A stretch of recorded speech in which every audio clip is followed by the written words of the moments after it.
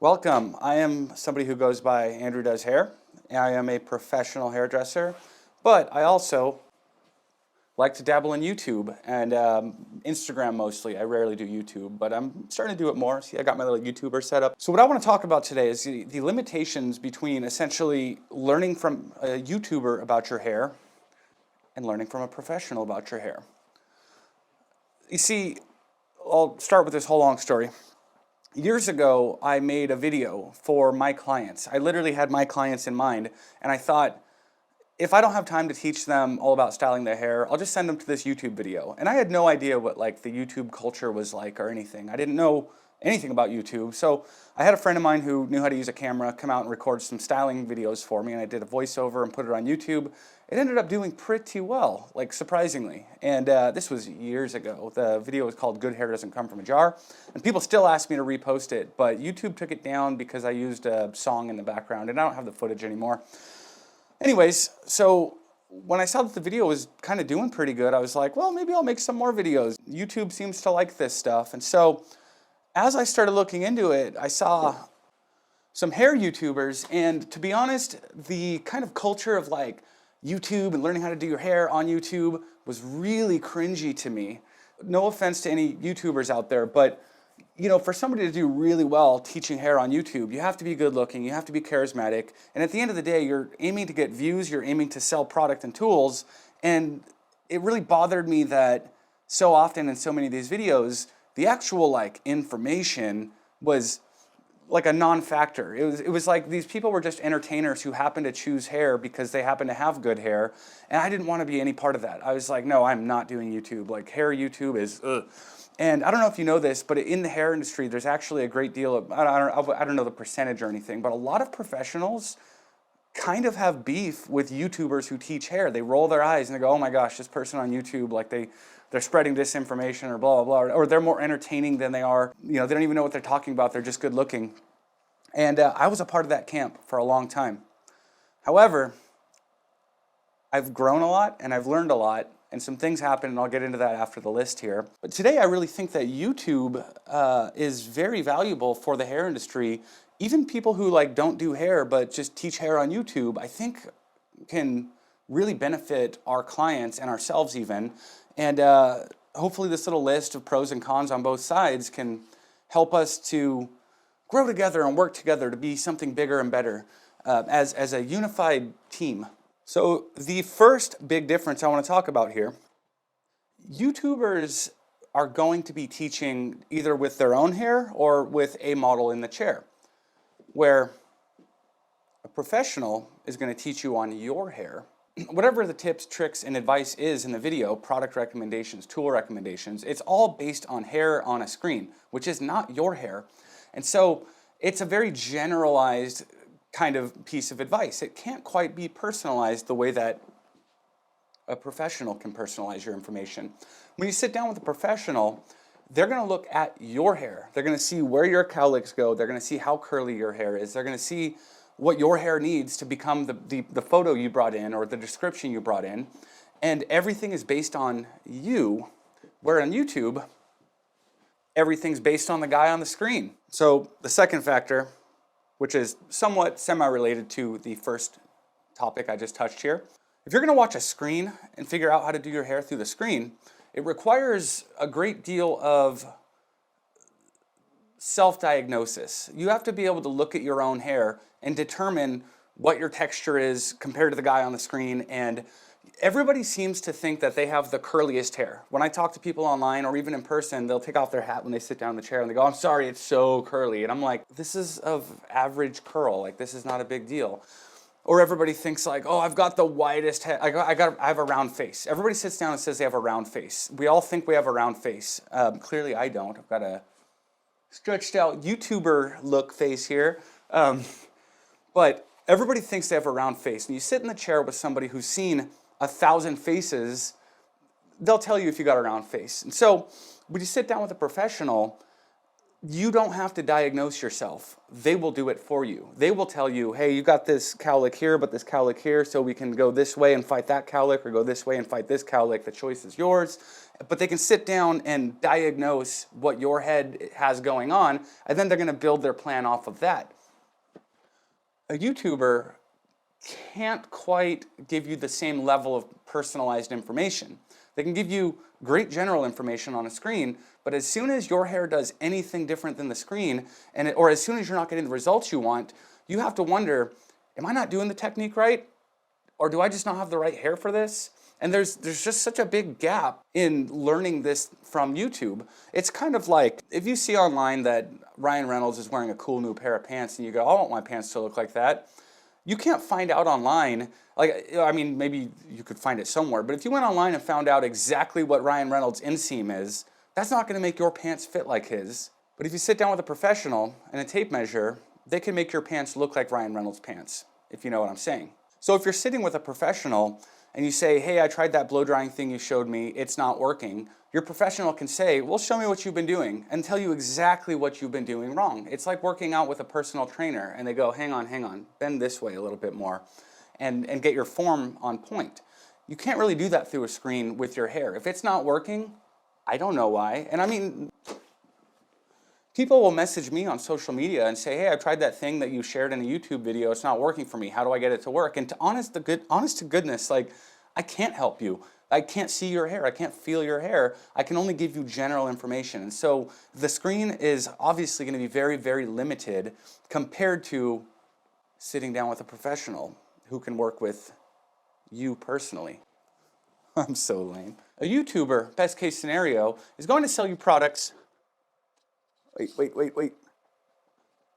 He's going to sell you products that either are working in their hair or are working in the model in the video's hair. They can't sell you product that's specifically going to work in your hair because of everything we just covered.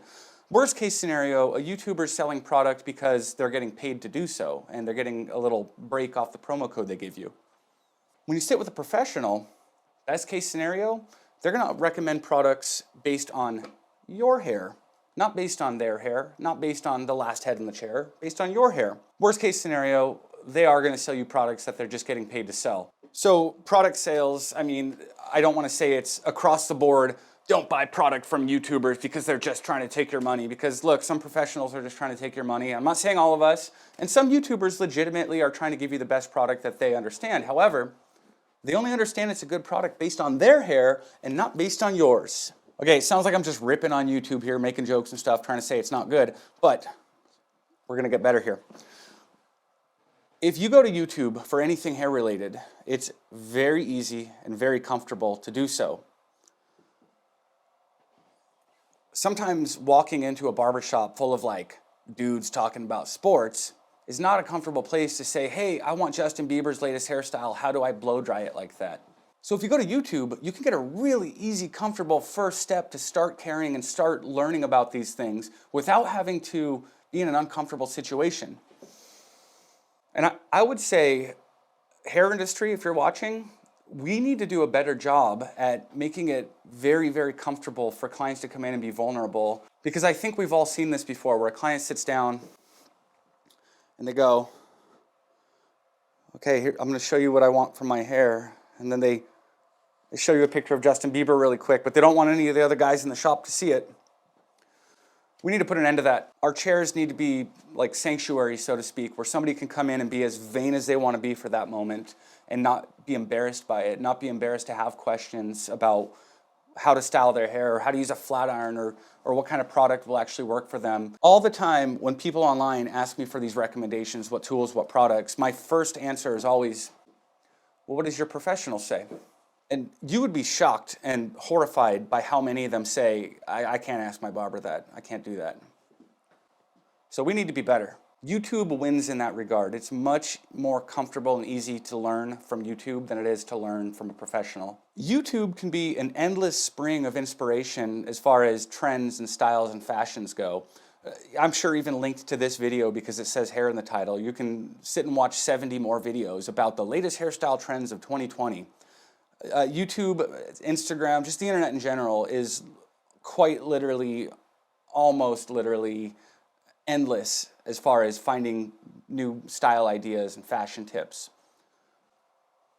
But don't discount your professional. Even if, like, I'm not personally very fashionable, I kind of just get the Tom Ford haircut and try to keep it low key. I don't dress flashy or cool. I don't change with the seasons. However, I watch it. Your barber, your hairstylist, we don't watch the Oscars. We watch the hair at the Oscars. And your barber or hairstylist, not only are they looking at hair all day long in the chair while they're working, as soon as we get off work, we get on Instagram where we're following hundreds of other barbers and hairstylists. We have our face and hair all day long. We are very aware of little micro trends as they change. So don't be afraid to ask your barber or stylist, hey, what's kind of trending in here lately? You'd be surprised. It's actually a lot of fun for us to talk about. I definitely have noticed in the last couple months, the number of fades I've been doing is the number of long slick back sides I've been doing. Everybody right now wants this kind of Wolf of Wall Street sort of, what's that movie? American Psycho, kind of 1980s looking classic comb back hair. And I've been doing that now as much as I used to do fades 2 years ago. So your barber or hairstylist, while maybe you can't sit in there and during a conversation get the same wealth of inspiration and content that you could find online, you can get, as we've been saying through this video, a more personalized version. They can say, hey, well, with hair like yours, a lot of people are doing this. And on top of that, there's also like, whatever, we can look at the big trends that we can see online and like, this is what they're doing in LA and this is what they're doing in London. And I guarantee your barber or stylist is following barbers and stylists in both places. But also like in your town, you know, if your barber's got 200-300 clients and he starts recognizing a change in the trends locally, like that's some valuable insight you can pick up there. Like, hey, what are all the other guys asking for around here?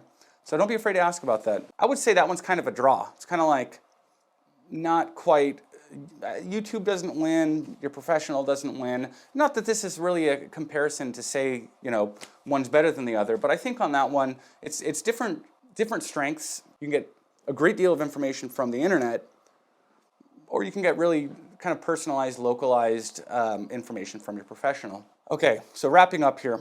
Ultimately, I do kind of an expensive haircut. It's $100 to sit in my chair for an hour. And I started to notice something about 2 or 3 years ago, right around the time that I got up to that price point. It was very common for new clients to come in, and during our small talk, getting to know each other, I would hear a recurring common story that I never used to care about my hair, and I never thought that I'd be the type to be getting a $100 haircut. But then I saw a YouTube video, and the guy on the YouTube video made hair look really cool and really easy, and it got me to try a little bit. So I started learning, and I bought the product he was selling. And the more I got into it, the more I cared about my hair, and eventually I wanted a better haircut. See, there was a time when I thought it was kind of like, because YouTube existed, the average consumer wouldn't trust the professional as much because, oh, why would I trust this guy? I watched this guy on YouTube and he's got more followers than my barber, so he must know. And I used to think that it was this situation. But what I've realized now is there are great things you can get from learning about your hair online, all the things we just talked about. But then at the same time, there are great things you can get from a professional that you can't get online, all the other things we just talked about. So I just want to leave you with that. And if you are a consumer, I would say do both. Get on YouTube, do your homework, find out about whatever you want to find out about. And whenever you're stuck and you can't find what you're looking for, don't be afraid to ask your professional. Sit down, open up the conversation, and if you're not comfortable asking about how to use a hairdryer or a round brush or something, work it into the conversation eventually. Get to know your barber a little better and just be vulnerable. I mean, people tell me about much more personal, scary things than, hey, I want to learn how to flat iron my hair. If you're a professional watching this, I think that something that the YouTube crowd has done better than us in general, they've been able to reach out into sort of the general public, if you would, and give them something more to care about. Part of the reason people who make YouTube their job and hair their subject do so well with it compared to somebody who does hair for a living and then decides to try YouTube is because they're really, really good at giving people who never cared A little something to care about. I think a lot of times we tend to get so stuck in our own world as professionals, and we're so caught up looking at the best of the best inside of our own little dome of hair that we forget what the real world is looking for. You know, if we see Brad Pitt at the Oscars with a bad fade, we go crazy talking about how bad the fade is. While in the meantime, our clients are going to YouTube to learn about this fade because they thought it was cool, while we were too busy making fun of it in our little barbershops everywhere, you know? Keep that in mind, that our clients don't think the way we think. They don't respond to the same kind of media that we respond to. They don't look at a haircut the way we look at a haircut. And also, the final thing, then I'll close up here, you need to go out of your way to make sure everybody in your chair knows that they can tell you anything about their hair. They need to never feel like they can't ask you. And if you don't have an answer for them, be straight up and honest about it. Like, I'll be honest, I don't use a curling iron. I've never used one. I don't curl hair. And I'm pretty upfront about that with clients. If they say, hey, can you help me curl my hair better? You know what I tell them?